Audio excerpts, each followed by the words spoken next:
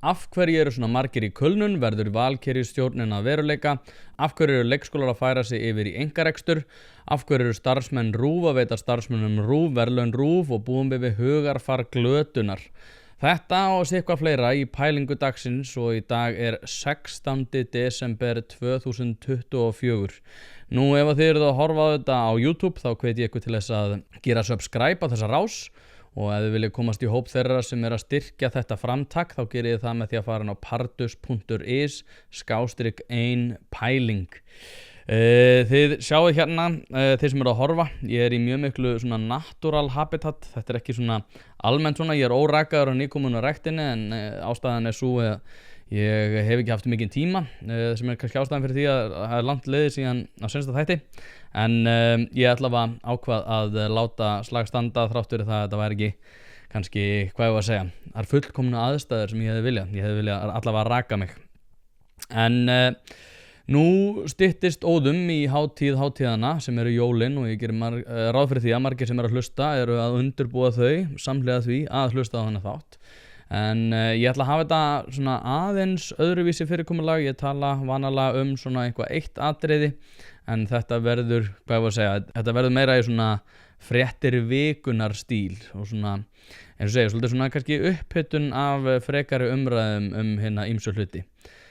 Kannski fyrst sko hérna mér langar að tala hérna græna vegg í Breiðholti sem að lítur út eins og einhver hérna risa, hvað ég var að segja, þetta lítur út eins og einhver svona veggur á milli kannski Egyptalands og Gaza. Þetta er alveg svona risa ferlíki, alveg gluggalaust, risa stórt, kemur rosalega óvart hvað þetta er stórt og hérna ég hef náttúrulega mikið talað bæði þessum vettvangi öðrum að það er mikill munur á stýringu og stjórnun og eftirlit er meira svona stjórnunartæki, það stýring er svona það sem þú ert að búa til hvata þannig að fólk hagar hlutunum á ákveðin máta og það sem hefur verið alveg ótrúlegt hjá Reykjavíkurborg er einmitt sko að það er, ég held að Hildur Björns hafi sagt á Sprengisendi núna helgina sem hún færði rauk fyrir því sko að ég menna það er gert ráð fyrir því að veitingamenn séu með 13 vaska og útidyrahurð hér og þetta hér alveg óháð því hvers konar rekstur er að ræða en svo tekst borginni að klúðra svona málum þannig að ég segi það er skrítið að fylgjast með skipulagsmálum Reykjavíkurborgar núna sérstaklega þegar að húsnæðisvandinn er eins og hann er en þessu er kannski ekki alveg ótengt, þá eru náttúrulega ríkisstjórnar viðræður valkyrjustjórnarinnar, samfylkingar viðreisnar og flokks fólksins og ég er búinn að hitta sko ýmsa aðila sem eru svona, innstu koppar, ef svo má segja, hjá tveimur af þessum þremur flokkum og ég ætla að segja sko, ég held að þetta verða veruleika og ég vona pínu að þeim muni ganga mjög vel út af því að það eru eins og ég fjallaði áður, bæði hérna og í hlaðvarpinu 1pæling, þá eru rosalegar sko áskorunni framöndan og ég hef alveg trú á því að þær geti mótað ákveðna stjórn. Það var einn hérna á samstöðun að segja að þetta er alveg ómögulegt út af því að þær eru fyrir svo mikilli gaggarinn út af því að þær eru konur sko, ég persónulega fyrir mitt mat, ég mun örugglega tala eitthvað af því sem er að gerast hjá ríkisstjórninni eins og ég hef gert undanfarin ár en svona einhvern veginn að byrja að afsaka þær eitthvað, já nei það eru náttúrulega konur og þar alveg verða einhver fórnarlömb, ég held sko að neglur á borð við þær sem að geta búið til ríkisstjórn á hérna í lýðræðisríki séu ekki að kvenka sér yfir því að vera konur þú veist það er einhvern veginn hefur verið svo sérkennilegt að fylgjast með stjórnmálum undanfarið þá er einhvern veginn svona, já ég sem kona árið 2024 er náttúrulega að brjóta blað, maður svona já ok en það er ekki að merkilegasta við því, það er ekki að merkilegasta við því að þú sért kona en samt erum einhvern veginn að heyra sko eitthvað svona nánast eins og fólk sé að kvenka sér fyrir þeirra hönd sem ég held með það kannast aðeins við allar 3 ár að ég held að enginn að mitt persónulega mat að ég þekkja þær mismikið en svona hafa hérna kynstein aðeins ég held að sé ekkert að biðja svona einhvern veginn vorkun áður en að þeir meira að taka við stjórnatöfnum. Þetta er, eins og segja, þetta er rosalega skrítið og náttúrulega bara eitthvað svona fyrirkomulag sem er náttúrulega bara undanhaldi sem betur fyrr. Það er svona svo sérkennilegt einhvern veginn að hlusta á fólk sem er að taka upp hanskan fyrir þeirra hönd án þess að þó byrja og þetta var líka karlmaður sem gerði það sko. Þannig að er þetta ekki eitthvað svona mansplaining, heitir þetta það ekki, þegar menn einhvern veginn að útskýra fyrir konum hvernig þær eru og hvers konar gagnrýni þær verða fyrir og hversu rosalega erfitt þetta verður. Ég held að þær séu bara ekkert að biðja þetta. En hérna þriðja málið, leikskólamálin. Ég ætla reyndar að fara yfir þetta í aðeins lengra máli, en núna hefur það komið upp að fyrirtæki eru byrjuð að reka sinna eigin leikskóla út af því að þau bara treysta ekki Reykjavíkurborg lengur, og ég ætla reyndar að tala þetta aðeins lengra mála eftir, en þetta náttúrulega einkenni þess að með kjarasamningum sem ég ætla líka að fara yfir á eftir, þá hefur myndast ákveðin hvati fyrir starfsmenn sem að byggja á því að bara ekki nóg með það og þurfir ekki standa í vinnu, heldur hefur hvata af því að vera ekki í vinnu, þar að segja að hringja það inn veikan eða eitthvað fleira þvíumlíkt. Þannig að ég held að þeir sem hafa allir með staðið að kjarasamningum og öðru sem að við kemur svona vinstri málum undan farin ár muni koma til með að þó þau muni ekki viðurkenna, en þá held ég að þetta hafi ollið því eða valdið því að við séum að sjá meiri eftirspurn eftir einkarekstri á hennum ýmsu sviðum. En ég ætla að fara aðeins betur yfir þetta á eftir. Mér langar að fjalla aðeins ég skrifaði færslu á Twitter sem að náði athygli nú fyrir 4 dögum, síðastliðin föstudag, og ég ætla að lesa þessa færslu fyrir ykkur. Hún náði, eins og ég segi, nokkur athygli, meira en ég enda bjóst við, og ég veit að þetta var einhver sárir yfir svo eitthvað þannig, en þetta átti náttúrulega að vera meira svona grín, en hér skrifa ég: Á RÚV nú þáttur þar sem starfsmaður RÚV fær til sín starfsmann RÚV ásamt öðrum starfsmanni RÚV, þar sem starfsmaður RÚV veitir starfsmanni RÚV jólalagaverðlaun RÚV, útvarpsstöðvar RÚV sem valin eru á starfsmannum RÚV fyrir hönd RÚV. Starfsmaður RÚV bar sigur úr bítum. Og út af því að ég ætla að fara yfir aðeins fleiri atriði og ég ætla ekki að fjalla þetta eitthvað í mjög löngu máli, en það sem ég langar bara að benda á, út af því að það voru margir sem að voru eitthvað gagnrýna þennan augljósa bandir hérna hjá mér, að þá, það sem ég að gagnrýna hér ekki það að listamaðurinn Vigdís Hafliðadóttir, sem að sú sem að bar sigur úr bítum í þessu, sem ég endar mjög mikill aðdáandi hennar. Mér fannst til dæmis lagið sem hún gerði með Unnsteini Manuel og Stop Wait Go, þar sem að þau fluttu í áramótaskaupinu hér fyrir einhverjum árum. Mér varst að vera bara eitt af betri áramótalögum, seinni tíðar, fyrir þetta kannski Stendur Junior-lögin, þá fannst mér þetta bara að vera besta lagið. Það sem ég samt að benda á hérna ótrúleg sérhagsmunagæsla dagskrárgerðar RÚV, þar sem að það leynt og ljóst starfað undir þeim formerkjum að ákveðnir aðilar eigi ekki aðeins að fá meiri tíma til að auglýsa sjálfa sig á prime tíma, heldur bara sem langmestan. Og í mörgum tilfellum þetta til dæmis starfsmenn RÚV, og nú hafa einhverju bent mér á að Vigdís sé ekki starfsmaður RÚV, og ég hugsaði bara, mér datt það nú reyndar ekki einu sinni í hug, en þá röksemdafærslan að Skot framleiði kappsmál fyrir RÚV, sem náttúrulega mjög fastur dagskrárleiður sem að ekkert á leiðinni út. Mér finnst, og svo ég nefni það nú líka, þá finnst mér kappsmál líka vera frábært þáttum, mér finnst það vera gott framtak til þess að viðhalda tungumálinu. Mér finnst það bara vera frábæri leið til þess að búa til afþreyingu sem byggir á því að við höfum að reyna að gera tungumálinu hátt undir höfði. En það að segja að hún sé ekki starfsmaður RÚV finnst mér bara vera ekki rétt.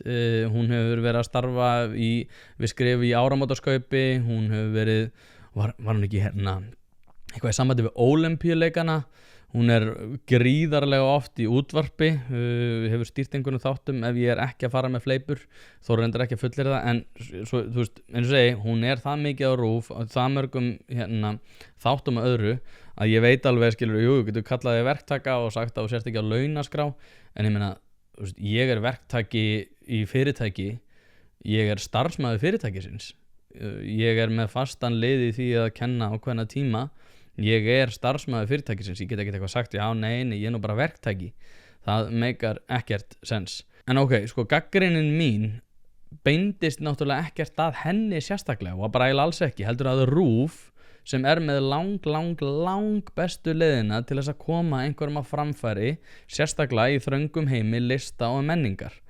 og núverandi og fyrrum starfsmenn hafa jafnvel sko tjáð mér að þetta sé eitthvað sem er vandamál og reynir mér þess að skrifaði það opinberlega á einhverja færslu hjá einhverjum að þessi hliðgæslu varsla væri bara svona með góða illu eitthvað sem að væri vissulega fyrir hendi og það er það sem ég er að gagnrýna og mér finnst persónulega ekki eðlilegt til dæmis að einhver innan stofnunarinnar gefur út bók og sá hann sami komin í Gísla Martein á prime slotti rétt fyrir jól til þess að auglýsa sinn viðburð. Þú veist, það er eitthvað sem að mér finnst að sko dagskrárstjóri þurfi að hugsa sig tvisvar þegar hann er að spyrja sig, er það eðlilegt að manneskja sem hefur verið að starfa svona mikið fyrir stofnunina fái auglýsingu sem myndi sko, ég þóri ekki að fullyrða hvað svona auglýsingu kosta. Ég gerir ráð fyrir því að á svona slotti með svona tölur að þá getur örugglega verið að selja þetta einhverja milljónir. Þannig að það er punkturinn. Seinni punkturinn er náttúrulega sá út af því að þetta er stofnun sem er rekin fyrir almannafé. Og ég er oft á tíðum ánægður með RÚV. Ég horf til dæmis eiginlega alltaf á fréttinar og mér finnst fréttastofan í svona langflestum tilfellum standa sig bara með mikilli prýði. En með þetta þá er þetta með öllu óeðlilegt og listamenn segja það líka og ef það er einhver sem er ekki í náðinni hjá ákveðnum hópi þá sérstaklega á svona fylgitunglum og innan RÚV að þá bara standa þeir frammi fyrir allskyns takmörkunum. Og eins og segi, þetta er stofnun sem er rekin fyrir almannafé. Það er aðalpunkturinn í þessu. Og þeir hljóta að gera sér grein fyrir því að þegar starfsmenn RÚV eru að heiðra starfsmann RÚV með verðlaunum að andvirðið 800.000 krónum sem valin er vissulega út af því að það var einn sem benti líka það eru hérna einhverju bara út í bæ sem eru að kjósa hver vinnur jólalaga hérna verðlaun RÚV. Sko vissulega eru ég fæ aldrei þennan atkvæðaseðil hérna til mín sko, ég veit ekki hver er að velja þetta en ok, það er sagt að þetta er með helmingi atkvæða hlustenda og eins og segi, ég veit ekkert hversu margir þeir eru og svona kannski líklega þeir sem eru eitthvað viðlónir við þetta en ok, tökum það bara til hliðar. Hinn helmingurinn er dómnefnd sem valin er af RÚV þannig að sjálfsögðu verður þetta umdeilt. Til dæmis ef að dómnefnd RÚV velja öll, ég held að ég var eitthvað að reyna að lesa mig til þetta með minnir að 2023 hafði verið 5 manna dómnefnd allavega sko, dómnefndin velur efstu 5 lögin þannig að það komin ákveðin hliðgísla þar og síðan er það að gera ég ráð fyrir sama dómnefnd sem að velur svo er 50% atkvæða þannig að ef þau eru sammála öll legin þú þarf bara 10% af atkvæði kjósenda til þess að bera sigur úr bítum og þetta er náttúrulega eitthvað sem hefur verið gagnrýnt líka með Eurovision þar sem atkvæði kjósenda eru 50% á móti einhverju dómnefnd en svo ég haldi nú áfram að sökkva mér í þetta dýpi þá langar mér að fara yfir það kallast ekkert frétt í vikuna það kallast eitthvað bara tóti á Twitter sem að geti bara reynda sér liður í þessu en ég skrifaði aðra færslu á Twitter sem að var hérna fyrir 10 dögum. Þar skrifa ég, þetta er enda skrifað 7. desember sem er daginn eftir 7. desember og ég skrifa þetta. Sem betur fer var amnesti með söfnin í gær fyrir börn og ungt fólk sem er að deyja. Frægt fólk á Íslandi verður því miður alltaf undir í þeirri umræðu. Þjóðarráð væri að halda Live Aid tónleika fyrir sárþjáða tónlistamenn í Kölnum.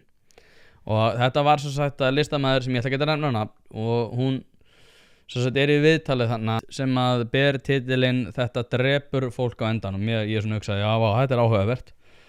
En svo las ég greinina og þá kemur það í ljós að þetta er tónlistarmann sem að er í Kölnun eftir það að hafa fengið of mikið af verkefnum. Og ég hugsaði með mig bara þú veist, ok, ég ætla aðeins að skjóta því að mér finnst ákveðnir hlutir þessar kulnunar menningu sem er að síaukast, hún er að vera verri og verri og þá ákvað ég að skjóta aðeins og gera aðeins gísa þessu út að þetta er ungu listamæður sem er komin í kulnun eftir það að hafa of mikið að gera og sko eins og ég fjallaði hann þá var svo satt söfnunarátak RÚV og Stöðvar 2 í beinni útsendingu þar sem að safna var fyrir börnum sem upplifðu eða urðu fyrir raski á svona lífi vegna stríðsátaka og mjög flott átak en gert ráð fyrir því að 220 milljónir barna munu upplifa það á næstu árum sem er náttúrulega bara algjörlega hræðilegt og eiginlega svona galið að hugsa til þess. Lætur mann vera svolítið, eins og ég segi, þakklátan fyrir það að búa á Íslandi almennt.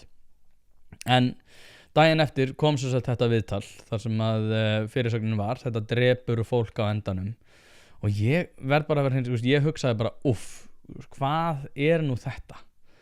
Og eins og segi, þetta er mjög vinsæl tónlistakona sem fékk svo mikið af verkefnum sem listamaður að hún dó næstu því að eigin sögn og hún lýsir því að skrokkurinn hafi orðið örmagna og hún átt erfitt með að hreyfa sig og örugglega mjög erfitt og líðandi. En sko ég skrifaði þessa færslu og sko eins og ég segi, eins og með dæmið hérna fyrir ofan þá er ég ekki að gagnrýna þessar ungu konur heldur sko menninguna sem við höfum skapað okkur. Kulnun er algjörlega nýtt fyrirbæri og það er sérstaklega nýtt fyrirbæri þegar maður hugsar út í ungt fólk. En sko væri ekki, og það er núna bara að hugsa upphátt, væri ekki kannski fyrsta skrefið að maður fær einhver svona kulnuna tilfinningu sem ung manneskja að kaupa sér takkasíma. Sko síminn er eitthvað fyrirbæri sem kom núna bara fyrir örskömmu, er fyrirbæri sem að við eyðum 30-50% okkar vökutíma á með að við allavega þær forsendur sem maður hefur verið að sjá og ungt fólk er einhvern veginn orðið miklu kvíðnara. Þetta er náttúrulega eins og segi, þetta er sérstaklega kvíðavaldin náttúrulega fyrir ungt fólk og hann, sko síminn lætur mann náttúrulega bara líða ömurlega en við erum einhvern veginn búin að skapa okkur öðruvísu umgjörð um þetta og ég held bara eins og segi, ég held að rosalega mikið af þessu myndi leysast ef við myndum að segja við ungt fólk bara hægt á samfélagsmiðlum. Er það ekki miklu eðlilegra viðmót til þessa vandamáls heldur hann að segja nei, við þurfum að stórauka framlag ríkisins til þess að takast á við þetta vandamál. Ég held að það vera bara miklu ódýrara, miklu skilvirkara að segja bara, heyrðu, ungt fólk á kannski bara ekki að vera jafn mikið í símanum og þau raunverulega eru. Er engin persónuleg ábyrgð lengur? Við erum alltaf að tala hérna að fólk er að hafa bara réttindi á öllu. Það er enga skyldur. Þú ber ekki ábyrgð á neina, það er bara neina, þú er bara komin í kulnun út eða þú varst tónlistarmaður með ómikið af verkefnum. Þetta er skrítið. Það er engin persónuleg ábyrgð. En ok, tökum hinna hliðina að þessu. Einn aðili benti mér á að það væri nú lágkúrulegt hjá mér að vera að gera grín af ungri stelpu sem að væri í kulnun og að maður eigi náttúrulega ekki að gera lítið úr þeim áskorunum sem fólk er að takast á við og kannski er það bara ágætispunktur, kannski er ég bara ónærgætin skítæll að vera að gera grín að þessu og hæðast að þessu svona. En punkturinn minn er náttúrulega sko að við erum alltaf í þessari efstastegt svona absolutisma umræðum og sem að við kemur öllu og sérstaklega ungt fólk og svo ég tala nú líka hreint út þetta er oft bara svona hlutir sem eiga sér kannski ekki endilega stóð í raunveruleikanum, allavega ekki þeim raunveruleika sem að var hér áður, þar sem að fólk gat ekki verið að fara í kulnun fyrir svona lítið. Ef við líka bara sko, ef við pælum bara í titlinum að þessu sko, að endanum drepur þetta fólk. Ég á persónulega erfitt með að trúa því að manneskja sem vinnur við það að sinna áhugamálinu sínu í leikhúsi og tónlist eigi þá hættu að deyja úr því að vera of mikið í því. Það er til fullt af atvinnu þar sem fólk á að hættu að deyja, jafnvel við það að vinna of mikið, en ég held bara persónulega leikhússtörf og tónlist séu ekki ofarlega á þeim lista. Þó svo er þetta hægt að fara rauk fyrir því að tónlistamenn eiga til að deyja fyrir út af eiturlyfjaneyslu eða eitthvað fleira þínlít, en ég er að tala bara, það er ekki út af of mörgum verkefnum að ég tel. Og einn bendi á, hérna, hún heitir Donna á Twitter. Donna Naglalakk Biski Social, sem er nafnið, en hérna, og hún skrifaði til mín. Ertu í alvöru að gera grín að ungri mannesku sem er að opna sig kulnun? Lítið að gera, Tóti? Og mér fannst þetta frekar gott. En eins og ég segi, þú veist, ég var ekki að gera grín að henni. Ég er að gera grín að framsetningunni og orðafari sem er sko ekki einu sinni undantekning í umræðum þessi mál. Og þetta er orðið að einhverju normi í umræðum hugarfar ungs fólks og ég tel þetta að vera dæmi bara hræðilega þróun sem byggir á ákveðinu svona main character syndrom ungs fólks sem að við hefur svona skakkar hugmyndir á raunveruleikanum sem á rætur sínar rekja náttúrulega til samfélagsmiðla, tónlistar og listafólk á það til reyndar að ofmennast í umræðum ýmis málefni sem að snýra sjálfum sér og reyndar líka stjórnsýslu og eins og heilbrigðiskerfið. Það er svona á það til að hugsa svona, já, heyrðu, ef að fólk fíla tónlistina mína þá vill að eflaust heyra svona hugmyndir mínar skipulagsbreytingar í Reykjavíkurborg.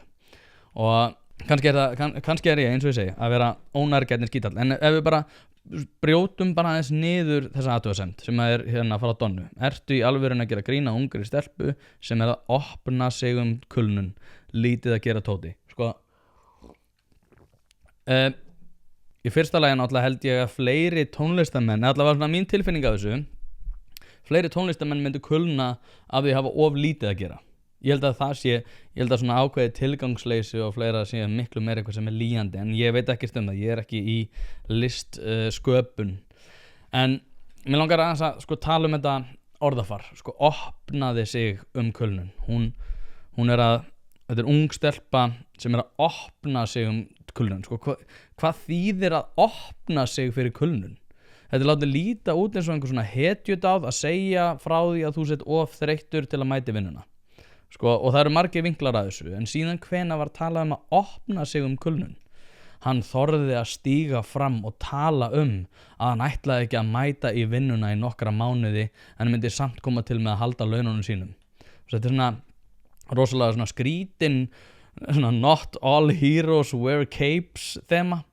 Hvað erum við að opna sig? Það er ástæða fyrir því að við höfum ekki heyrt talað það að opna sig kulnun. Og svo ástæða er að áður fyrr höfum við ekki tök á því að leyfa fólki að fara í margra mánaða frí fyrir það að vera þreytt á vinnunni samhliða því að halda öllum laununum. Annarkvort þurfti fólk að rífa sig í gang eða einfaldlega skipta vinnu. Kulnun var bara eitthvað að þú fyrst ógeða vinnunni og fórst að gera eitthvað annað. Í dag heitir þetta kulnun og í staðins að skipta vinnu þarf launagreiðandinn að borga laun fyrir það að þú farir til Tenerife eða hangir heima milli þess að þú ferði á tónleika. Og ástæðan fyrir því að mér þykir mikilvægt að ræða þessi mál er að þetta skapar gjá á milli hugmynda fólk sem eigi framlag og það hversu sko mikið samfélagið reiðir sig á þetta framlag. Það er að segja, fólk með einhver svona hugmyndir það að sé bara svona, hvað hétt aftur Pink Floyd-legin, hérna Another Brick in the Wall. Þú veist bara einhvern tannhjóli einhverjum sem skiptir einhverjum máli, en við reiðum okkur rosalega mikið á framlag eiginlega flestara með við hvað atvinnuleysi lítið. Þannig að sko, ég tel að þetta sérstaklega þegar ungt fólk byrjað að viðhalda þessu hugafari, að þá held ég að við séum á vondum stað. Við þurfum á fólki að halda, við reiðum okkur á það að aðrir standi sig vel og stanslausar umræður það að allt sé einhvern veginn erfitt og ömurlegt og einhvern veginn að ég ætla að opna mig kulnun eitthvað svona hérna. Lesiði það hvað ég var svona, stóð með sjálfri mér og opnaði mig kulnununa mína. Sko, ég til þetta, sorry hvað ég er að drekka mikið kaffi, ég náði ekki að drekka neitt kaffi í dag. Þetta er eitthvað sem hefur miklu meiri áhrif á bæði okkur og líka samfélagið en við almennt gerum okkur grein fyrir. Sko, aðtöðu það, eins og ég var að fara yfir, kulnun er fyrirbæri sem var ekki til fyrir örfáum árum. Þá köllum við þetta bara að fá ógeða vinnunni og þú fórst bara að gera eitthvað annað. Í dag heitir þetta kulnun og ég myndi almennt segja að þetta er ákveðin líka uppgjöf og þetta er ekki bara persónleg uppgjöf þess einstakling sem ræðir, heldur er þetta líka ákveðin svona samfélagsleg uppgjöf. Samfélagið er að gefast upp á þessum einstakling með því að segja bara já, þetta er bara allt ómögulegt og þú þarf bara að hætta og þú þarf sko ekki bara að hætta, þú þarf ekki að fara að gera neitt annað, þú þarf bara einhvern veginn að hvíla þig, þú þarf bara einhvern veginn að fara í nokkra mánuði og vera heima hjá þér. Ég held til dæmis, og ég hef rætt þetta áður, ég held að sé miklu meira kulnun í lífinu. Ég held að flestir sem ég þekki sem hafa farið í raunverulega kulnun hafa þurft að takast á við mjög erfiðar aðstæður. Það var aldrei út af vinnunni, það var alltaf einhverja heima fyrir. Og þá ég er samt sympatískur gagnvart því sjónarmið. Ég held að sumir, og flest náttúrulega flestir lenda í einhvers konar svona hremmingum í sínu lífi þar sem þau þurfa að takast á við aðstæður og þurfa að taka sér frí í vinnu. En ég held að sé ekki bara út af því að ég er eitthvað svo þreyttur. Það er ekki raunveruleiki sem að neinn hefur getað leyft sér, en núna einhvern veginn erum við með það viðmót. Og ég reynda sýndi að kona sem ég er að vinna með, sem að ég sýndi þetta tweet og ég spurði hana sko hvort ég væri, ég var alveg með efasemdir sjálf, ég var eitthvað að spyrja hvort ég væri að vera ómikill skíthæll og þá spurði hún hvort að vandinn væri ekki sá að ég ætti erfitt með að tengja við þennan veruleika því að ég var ekki búinn að lenda í neinu alvarlegu í mínu lífi eins og það að hafa of mikið að gera sem tónlistarmaður. Og þá fórum við í svona umræður það sem ég sagði við hana, svona bent á nokkur dæmi af því sem ég hef gengið í gegnum í mínu lífi sem olli því að hún taldi að það væri kannski ekki ástæðan. En þetta er samt alveg algengt svona viðmót, sérstaklega hjá svona fólki sem hefur það sem fyrsta viðbragð að þegar það þarf að takast á við áskoranir að það sé einhvern veginn sko þau eru fyrsta manneskjan sem hefur þetta takast á við að tiltekna vandamál eða að takmarkaður svona skilningur fólk sem sýnir ákveður svona viljaleysi til að vorkenna viðkomandi sé sjálfkrafa og svona orsakist af því að þau hafa ekki sjálf þurft að takast á við svona neinar erfiðar aðstæður í sínu lífi. En ég held að þið gagnstæða sé rétt. Ég held að fólk sem hefur þurft að takast á við raunverulega erfið verkefni í sínu lífi að borð við það að missa einhvern nákomandi úr veikindum eða slysförum, sérstaklega þegar er að ræða unga mannesku eða eitthvað barn, og ég held að það fólk sjáu kannski vandamál á borð við það að vinna of mikið eða þunglindi út af skammtíma depurð sem ekki rætur svona að rekja til einhvers hlutar eða svona kannski ekki endilega tilefni til vorkunar. Ég held að þetta fólk sé miklu líklegra til þess að vera einmitt með svona, ég held að þú sért ekki að takast á við mikið af vandamálum, og þetta sko viðmót sem að ég upplifði fyrst þegar ég kom til Indlands. Ég held að ég hafi verið miklu meira svona, já nei, það eðlilegt að vorkenna sér, og svo kemur maður og sér virkilega depurð eða í Kenía eða Tansaníu þar sem maður sé bara fólk á virkilega erfitt en það berst áfram í lífinu og jafnvel heldur sig ánægð og samhliða. Og ég held að bara fólk, það var viðmælandi sem sagði við mig daginn í viðtali að hann heldur að vera skyldu að fólk myndi fara út í heim til þess að kynnast öðrum veruleika. Og það myndi auka líkunar á því að þú verður bæði betur í stakk búin til að stakast á við verkefni lífsins hér heima en líka í svona til að fá ákveðið perspektív svo ég fái nú að sletta. En svo ég haldi með aðeins við kulnun og það er mér langar líka að taka breiðari myndina. Sko einhver hluti af því að fara í kulnun er vissulega kulnun eins og ég voru að fara yfir hérna áðan. Ég veit fólk sem hefur þurft að takast á við mikil veikindi barnanna sinna og hefur þurft að fara í frí út af því sem að ég taldi bara mjög eðlilegt. Ég til alveg langtíma veikindi vera eitthvað sem þú þurfur virkilega á að halda eða þú ert að takast á við slík verkefni. En ég held að meiri hluti af því fólki sem fer í kulnun er fólk sem er einfaldlega í starfi sem annarkvort hentar þeim ekki eða þau eru einfaldlega að nýta kerfið. Og ég veit allavega ég ætla ekki að fara út í það. Ég veit mörg dæmi.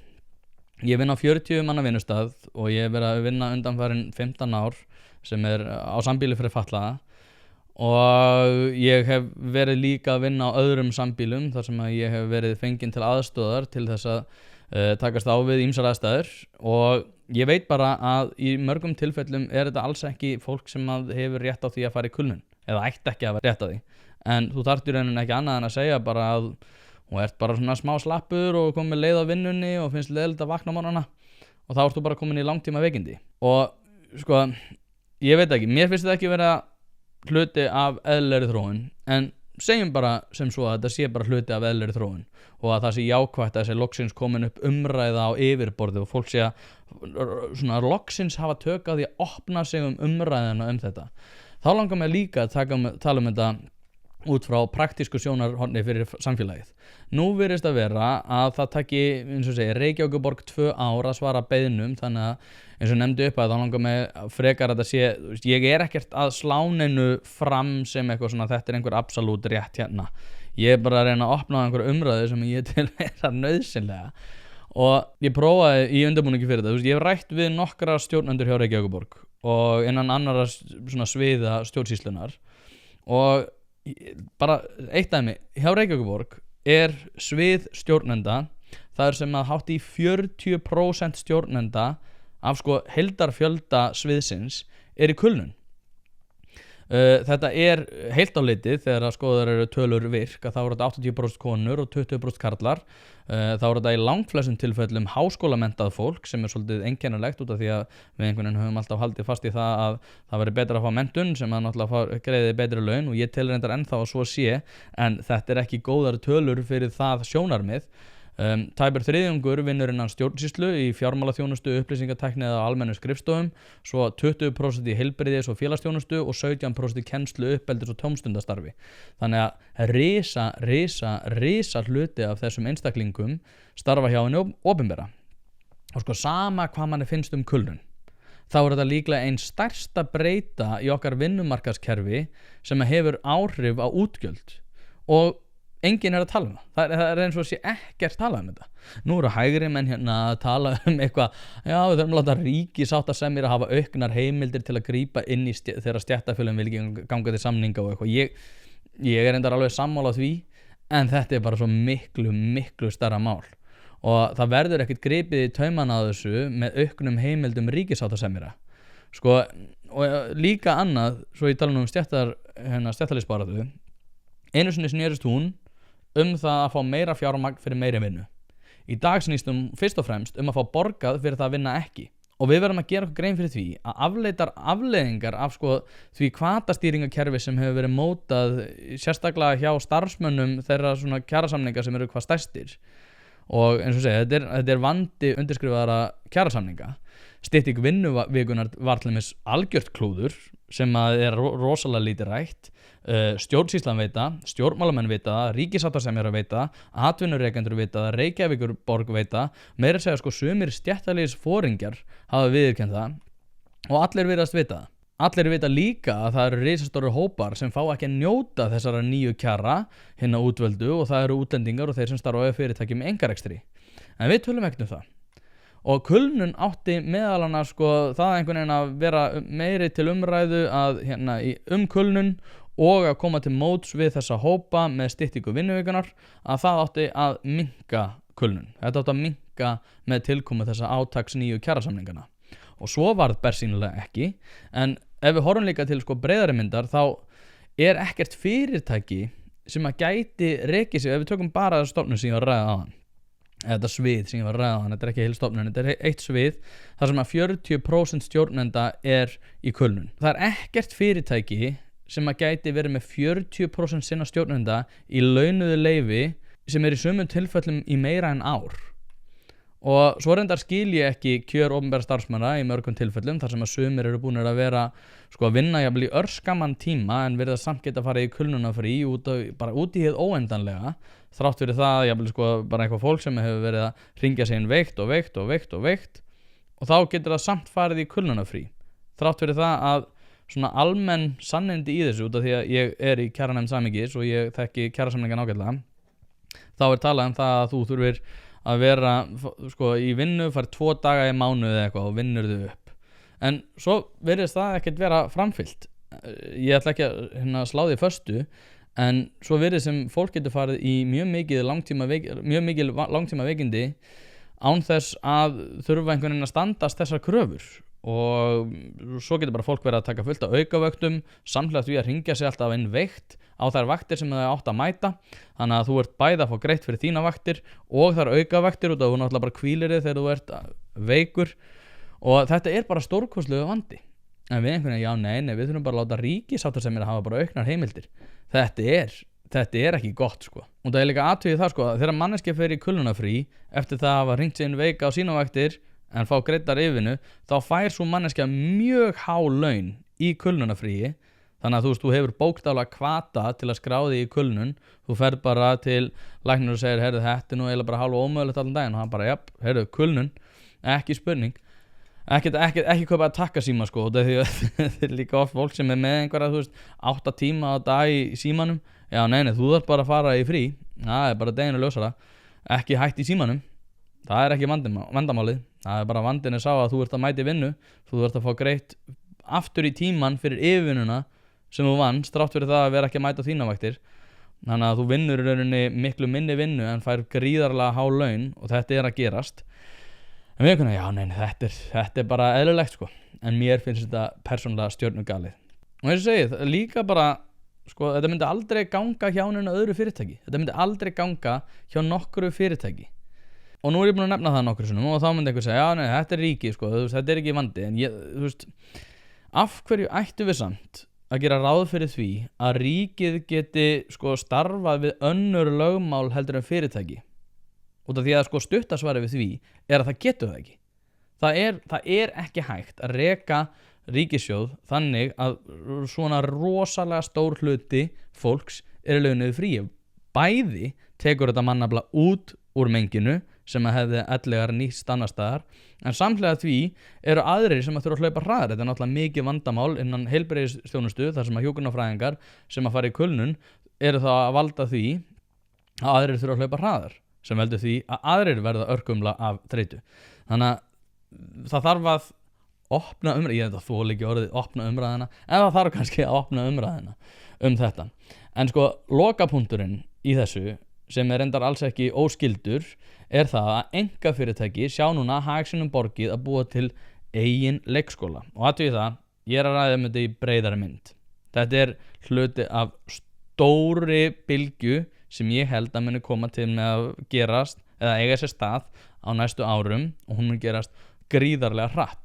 Ég hef fjallað það undanfarin 2 ár að það muni ekkert ýta á einkarekið skólakerfi eins mikið og ábyrgðarleysi, eða það ábyrgðarleysi sem við höfum sýnt vegna PISA-kannana í grunnskólum. Það mun ekkert ýta á einkarekstur í heilbrigðiskerfinu eins og vangeta að fara betur með peninga innan kerfisins. En undanfarið hafa þeir sem að helst telja að heilbrigðis- og menntastjónusta eigi að vera í almannaþjónustu verið að bera vatn á myllu þeirra sem vilja einkavæða. Og hvernig er það? Jú, með því að taka ekki ábyrgð og horfast í augu við það að þjónustan er ekki nægilega góð, starfsmenn eru illa nýttir, starfsmenn hafa ekki hag af því að standa sig vel í vinnu og starfsmenn hafa hag af því að fara í kulnunarfrí og fara í frí þegar þeir eru á launum. Ekkert af þessum hlutum eru að gerast í tómarúmi.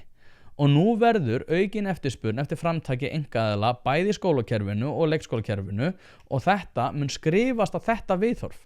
Þetta mun skrifast á það að núna undanfarin ár hafa, svo ég tala nú svona almennt, vinstri menn heimta það að verja lægsta samnefnaran í kulnunamálum, sem er augljóslega alveg galið. Og ég ætla að leyfa mér að segja að langflestir sem hafa farið í kulnunarfrí hafa gert á röngum forsendum. Og ég þekki fólk sem hefur farið í kulnunarfrí og þurft á því að halda eins og ég var að fjalla hérna áðan. En þetta hefur, sko, þessi áhrif verða mælanleg. Og ég veit alveg að þetta hefur mælanleg áhrif á efnaskipti fólks og vanlíðan í líkamannum, en það breytir því ekki að, sko, þetta er að stórum hluta ungt fólk, og það er að stórum hluta fólk sem er að misnota þetta. Og það eru fjölmargir aðrir að misnota þetta vegna þess hugsunarháttar sem er búin að vera eiga sér stað í samfélaginu. Og mér langar, sko, það er tilefni til bjartsýni í íslensku samfélagi, en þetta er aftur á móti eitthvað sem við þurfum að vera, ég trú ekki sé að nota raunverulega samræður við þurfum að raunverulega samræður kulnunarfrí. Þetta er ekki bara eitthvað sem er að gerast í tómarúmi, og eins og ég var að fjalla þetta mun auka slagkraft þeirra sem eru að berjast fyrir einkarekstri í bara heilbrigðisþjónustu, menntaþjónustu og almannaþjónustu. Og ekki halda því síðan einhvern veginn að halda potlokkinu með því að fara að verja lægsta samnefnara hjá manneskjunni sem að augljóslega ekkert að vera í kulnun. Einhver strák eða stelpu í, skilurðu, 80% vinnu í kringum 20 sem fyrir kulnunarfrí, þú veist. Það þarf bara líka að segja, heyrðu, hættu nú bara í símanum þá. Það er, held ég, bara miklu eðlilegra. Að mínum mati hafa öll þau atriði sem ég er búin að vera að fjalla hérna í dag með hugafar að gera. Ég held að það séu, eins og ég var að segja, ég held að séu bjartari tímar framundan og það verði spennandi að vera á Íslandi. En ég held líka, á sama tíma, að það verði að verða ákveðin hugafarsbreyting. En já, ég ætla bara að ljúka þessum orðum. Ég vona að hafa verið gott í dag. Ef þú vilt styrkja þetta framtak, þá máttu gera það með því að fara á partus.is/1pæling. Ég er með þetta opið, ég er náttúrulega eins og ég er búin að vera að fjalla hérna í hlaðvarpinu 1 pæling, þá er ég að fara að breyta fyrirkomulaginu núna strax eftir áramót, en þangað til verður þetta bara svona allt opið og líbó. En eins og segi, ef þú vilt styrkja þetta framtak, hugmyndafræðina bak við þetta er náttúrulega ekki að ég vilji setja einhverja takmarkanir á þá sem hafa ekki tökað að styrkja en vilja hlusta. Það er aðalpunkturinn í því af hverju ég vil hafa þetta opið, en hins vegar þá þarf ég að hafa efni á þessu. Annars verð ég bara í kulnun. En hérna, ef þú styrkja þetta framtak, þá er það ekki undir þeim formerkjum að þú setja auka aðgang að þessu efni, heldur ertu að búa til rými fyrir mig að búa til meira af þessu efni. Þannig að endilega íhuga það. Ef þú ert að horfa á þetta á YouTube, gera subscribe á þessa rás, það hjálpar mér líka, og deila þessu með viniðinum ef að þér líkar þetta efni. Ég ætla ekki á þetta lengri í dag. Takk æðislega fyrir að hlusta og þangað til næst.